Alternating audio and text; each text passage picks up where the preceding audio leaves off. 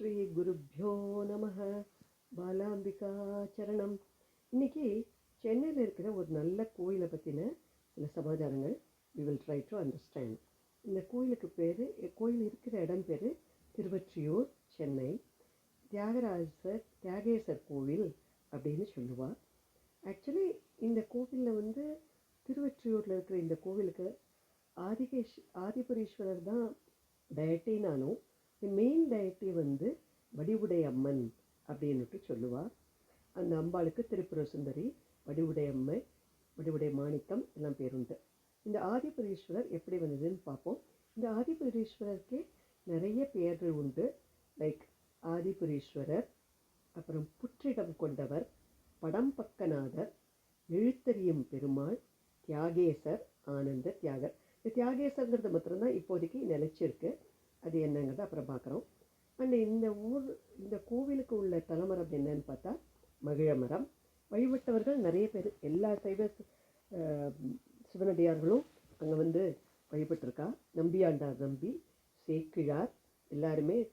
நம்பியாண்டார் நம்பி ஒரு அந்தாதி பாடியிருக்காருங்க, திருத்தொண்டர் அந்தாதி அங்கே ஒன்று பாடியிருக்கார்.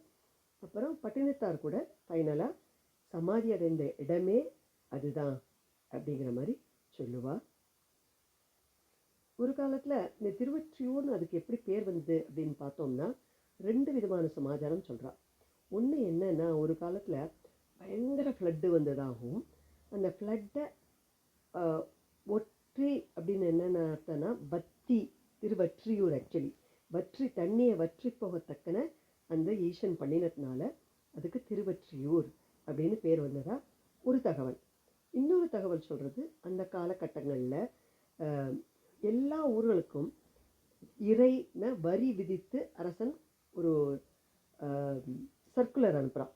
சர்க்குலர் அனுப்பிச்சதுக்கப்புறம் அந்த அரசனுக்கும் அந்த ஓலையை எழுதின ஓலை நாயகன் அப்படின்னு பேர் அந்த காலங்கள் அரசனுக்கு இருக்கிறவனுக்கு, அவனுக்கும் தெரியாதபடி இறைவனோட அருளாலேயே ஓலையில் என்ன ஆகுதுன்னா ஒரு வரி பிளந்து எப்படி எழுதப்படுறதுன்னா, இவ்வாணை ஒற்றியூர் நீங்களாக கொள்க அப்படின்னு வருது.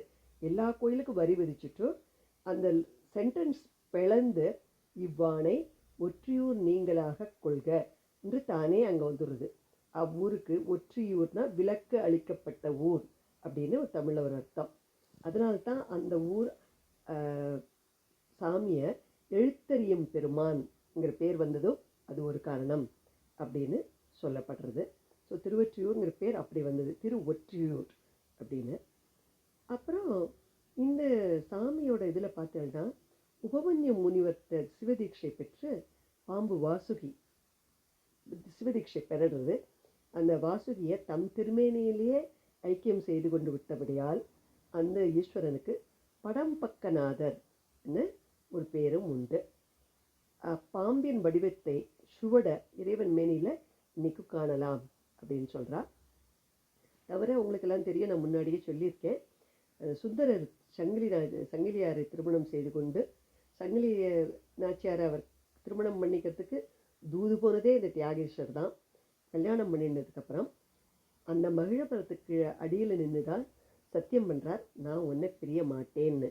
ஆனால் அந்த கோவில் எல்லையை தாண்டின உடனே அவரோட கண் இழந்து போகிறார் என்பதை நம்ம சுந்தரமூர்த்தி சுவாமிகள் பற்றி தெரிஞ்சுக்கும்பொழுது I have explained in detail. எப்படி 2 கண்ணும் போயிடுத்து, அதுக்கப்புறம் அவருக்கு எப்படி காஞ்சியில் ஏகாம்பரேஸ்வரர் கோயிலில் பாடினத்தால் ஒரே ஒரு கண்ணு மாத்திரம் வருது, திருப்பி போயிட்டு திருவையாறில் தியாகேஸ்வரை பாடும்பொழுது தான் அவருக்கு 2வது கண்ணும் வரும் என்பதை நான் ஹவ் கிவன் இன் டீட்டெயில் அப்படின்னுட்டோம். தவிர இங்கே என்னென்னா பட்டினத்து பெருமானுக்கு கரும்பு இனித்ததாக சொல்லப்படுறது. அது பட்டினத்தாரை பற்றி உங்களுக்கு எல்லாருக்கும் தெரிஞ்சிருக்கும் நினைக்கிறேன். இந்த பட்டினத்தாருக்கு ஒரு சமாதியே அங்கே இருக்குது. பட்டினத்தாரிகளை பற்றியும் நான் இங்கே ஒரு சின்ன ப்ரீஃப் சொல்கிறேன். It's not connected with the டெம்பிள்னா கூட. ஹி காட் ஜீவ சமாதி இந்த திருவொற்றியூர் ஒன்லி. ஆக்சுவலாக திருவொற்றியூர் டெம்பிள் விசிட் பண்ணுறவங்களை I request them 1 kilometer away from that there is a kuppam like, there is a slum மாதிரி இருக்கும். அந்த இடத்துக்கு நடுவில் இந்த கோவில் இருக்கிறதுனால இதை அறியப்படுறதில்லை, யாரும் அங்கே போய் பார்க்குறதில்ல. பட்டினத்தடிகள் ஜீவ சமாதி அடைஞ்ச இடம் அதுதான், அந்த இடம்தான். பட்டினத்தாரை பற்றி ஒரு சின்ன ப்ரீஃப் சொல்ல போகிறேன். என்னன்னாக்க அவர் வந்து ஒரு பெரிய டைமண்ட் மர்ச்சன்ட்ஸ் இருக்கா.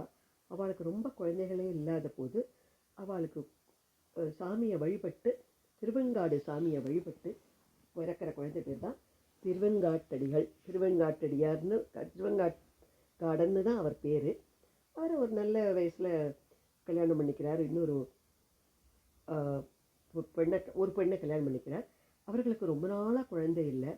அப்புறம் அவர்களும் தவமிருந்து பெறக்கூடிய ஒரு குழந்தை மதுரவனநாதர்னு பேர், மாயவனநாதர்னு பேர், சாரி. அவரும் அவர் இந்த மாயவனநாதரும் இந்த ஃபேமிலி ட்ரெடிஷன்லேயே டைமண்ட் மர்ச்சன்ட்ஸு கடல் கடந்து டைமண்ட் எல்லாம் வாங்கிட்டு வந்துட்டு எல்லா டைமண்ட்ஸையும் கொண்டு வந்து வீட்டில் அடுக்கிறது வழக்கம். அப்போ அம்மாவுக்கு ஒரு கிஃப்ட் பாக்ஸ் மாதிரி அதில் கொடுத்துட்டு அதில் வைரங்கள்லாம் வச்சுருக்கு. மித்த வைரங்களெல்லாம் அப்பா எடுத்து ஆஸ் யூஷுவல் வியாபாரம் பண்ணுறார். இந்த அம்மா அப்புறம் அவர் என்ன பண்ணுறார், அது அம்மாவுக்கு கொடுத்த கிஃப்ட் பாக்ஸில் அந்த வைரங்களையும் வச்சு ஒரு ஓலைச்சுவடியும் வச்சுட்டு அவர் போயிடுறார். யார்? இந்த மாயவன்நாதர் போயிடுறார். அந்த ஓலைச்சுவடியை எடுத்து பார்க்கும்போது நிறைய டைமண்ட்ஸ் இருக்குது. ஆனால் அந்த ஓலைச்சுவடியில் தான் எழுதியிருக்கு, காதர்ந்த ஊசியும் வாராது கான் கடை வழிக்கே அப்படின்னு எழுதியிருக்கு. அது படித்த உடனே தான் திருவெண்காடருக்கு தோணுது, கரெக்டு, எத்தனை வைரமும் நகையும் படமும் இருந்தாலும் நமக்கு திருப்தி ஏற்படுவது இல்லை, கடை வழிக்கு எதுவுமே வரதில்லைன்ட்டு. அப்புறம் பையனை தேடுறார், பையனை காணலை. அப்போ தான் அவர் ரியலைஸ் பண்ணுறார், இது சிவன் தான் எனக்கு இது மெசேஜ் கொடுத்துருக்கார் அப்படின்னு சொல்லிட்டு தன்னோட கீழே ஒர்க் பண்ணுறவரை கூப்பிட்டு தன்னோட எல்லா சொத்தையும் எல்லாருக்கும் எழுதி கொடுத்துட்டு இவர் என்ன பண்ணுறார், பிச்சைக்கார மாதிரியே கையில் ஒரு ஓடு எடுத்துகிட்டு விடா இது பண்ணுறார். அப்போ அவர் ரிலேட்டிவ்ஸ்லாம் கேலி பண்ணும்போது அப்போ சொல்கிறார், நமக்கே அவமானமாக இருக்குது, நமக்கு சொந்தத்தில் பிறந்த இவன் வந்து இப்படி பண்ணுறான் அப்படின்னு சொல்லிட்டு ஒன் ஆஃப் த ரிலேட்டிவ்ஸ் விஷம் வச்சு ஒரு அப்பத்தை கொடுக்குறார். அந்த அப்பத்தை என்ன அப்பம்னு அவருக்கு தெரியும். அதனால் அந்த வீட்டு எறிகிறார், யார் கொடுத்தாலும் அந்த வீட்டோட ஓட்டு மேலே ஓட்டப்பம் வீட்டை சுடும் சொல்லிட்டு அதெல்லாம் உங்களுக்கு தெரிஞ்சிருக்குன்னு நினைக்கிறேன். ஸோ லைக் தட் பட்டினத்தடிகள் நிறைய பாடியிருக்கார், எல்லாம் பண்ணியிருக்கார். அவர் இப்படி நடந்து வந்து திருவொற்றியூருக்கு வரார். திருவொற்றியூரில் தியாகேஸ்வரியும் பார்த்து பாடுறார், நிறைய பாடல்கள்.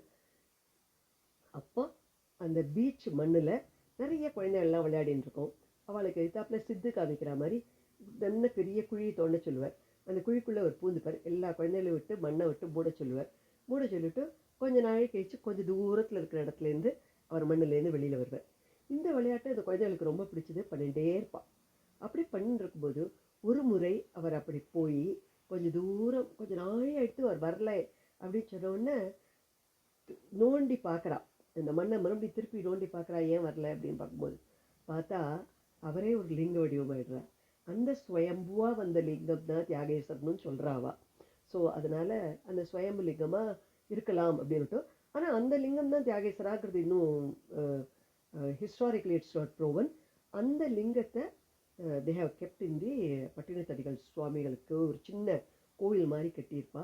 அதில் அந்த லிங்கமும் இருக்குது, பட்டினத்தடிகளோட ஜீவசமாதி இதுவும் அங்கே இருக்குது. ஸோ அதனால் திருவொற்றியூருக்கு கோயிலுக்கு போகிறவர்கள் தயவு செய்து இது ரெண்டையும் பார்க்கவும். அண்ட் நான் சுந்தரமூர்த்தி நாயனாரை பற்றி இன் டீட்டெயிலாக சொன்னதுனால தான் I wanted to talk about this Thyageswar koil, which is nothing but திருவொற்றியூரில் இருக்கிற வடிவுடையம்மன் சமேத தியாகராஜர் கோவில். Hope friends you would have enjoyed it. Thank you so much.